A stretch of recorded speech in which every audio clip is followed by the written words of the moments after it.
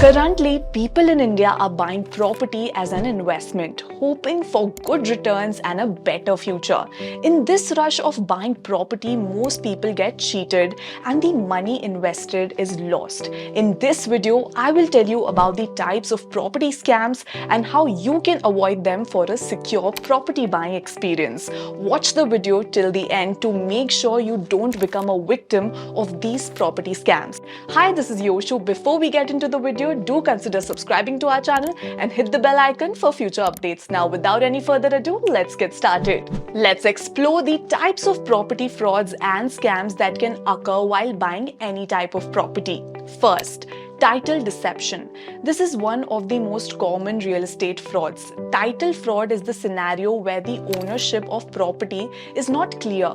People make duplicate papers of the property which does not belong to them in their name and then sell it to others. Or they claim to have the power of attorney and try to sell a property.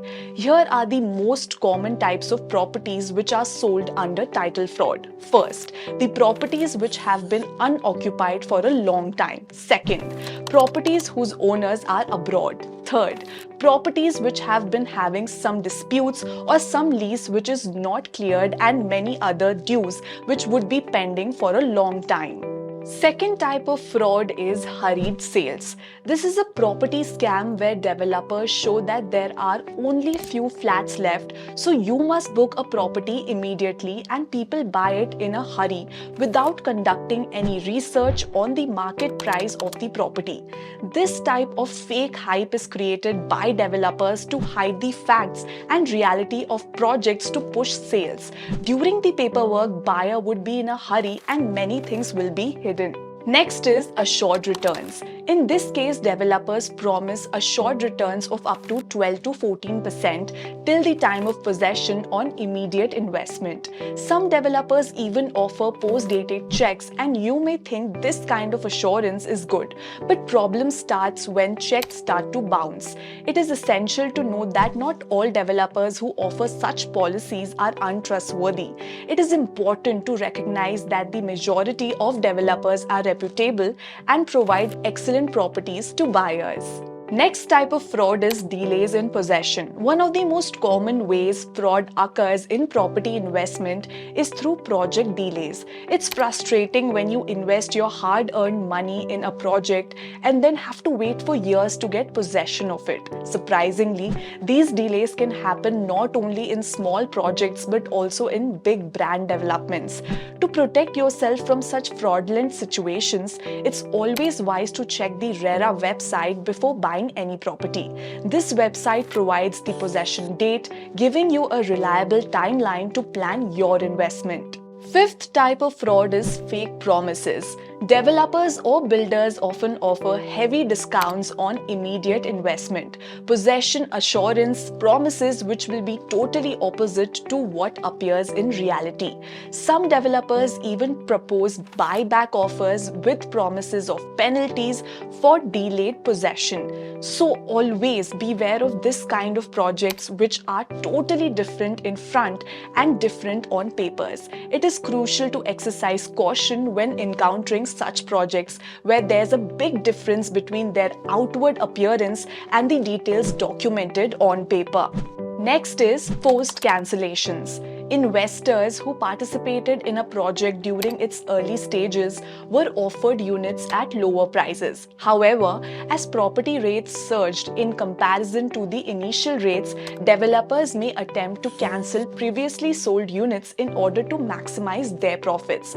This situation often arises when buyers make late installment payments or when builders deliberately delay project completion, prompting original investors to cancel their units and seek refunds. Consequently, these cancelled units are then made available for resale to other buyers at higher prices, enabling developers to capitalize on the prevailing market conditions. Next is pre-launch scam. In a pre-launch scheme, the builder offers a few units at a discounted price till the time he receives the approval. In an ideal pre-launch project, the builder should have applied for approvals and there should be no reason for approval to be rejected. However, some builders use this scheme as bait to attract investors. The builder sells units without applying for approvals and has no plans to get approvals. The only aim is to raise money, use it to buy land or generate higher returns. Eighth is change of plans. Another very common scam is where builders don't provide the exact interiors which were mentioned earlier in terms of electrical equipment or ceramics, etc. Carpet area would differ from what was promised, or the look of the unit would not be the same as the one presented at the time of sale to you. Ninth is selling the same unit to multiple buyers. Another common scam involves the fraudulent practice of selling the same flat to multiple individuals, leading to the owner absconding with the funds. Similarly, conflicts may arise when the property owner and another individual with power of attorney jointly sell the property to different entities through deceptive means. This situation can result in significant problems and complications for all parties involved. 10th type of fraud is encroachments. Illegal possession is taken by someone else due to the inactiveness of the owner on this land, or someone has acquired a small part of your land illegally. Many times even government property is sold to people which they come to know later. Now that we know what kind of property frauds that are going on in India, let's discuss how can you avoid these property fraud or real estate scams in India. First, check developers' track record. Review the developer's past performance. Assess how efficiently they completed their previous projects and how they allocated units to buyers. Consider the brand value of the project and evaluate the developer's approach to overcoming any challenges encountered during the project's completion. It can be helpful to have conversations with investors who invested during the project's early stages in the specific development you are considering for investment. Second thing that you should do is conduct thorough due diligence. Delve into the intricate aspects of any project by gathering all relevant details. Before making a purchase, ensure to verify the ownership of the property and check if it has been involved in any kind of legal disputes.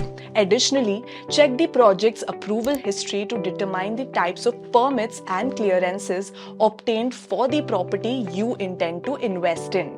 Third thing that you should be doing is maintain composure. Maintain a composed mindset when considering any project for purchase. Avoid rushing into decisions, as the real estate market offers an extensive range of diverse projects. Real estate is typically a one-time investment for many individuals. It is crucial to acknowledge that real estate property fraud and scams are prevalent in today's landscape. These incidents often arise due to lack of information and knowledge among buyers. Fourth thing that you should be doing is opt for RERA and bank approved projects. When considering an investment in a project, prioritize those that are approved by RERA, Real Estate Regulatory Authority, and recognized by banks.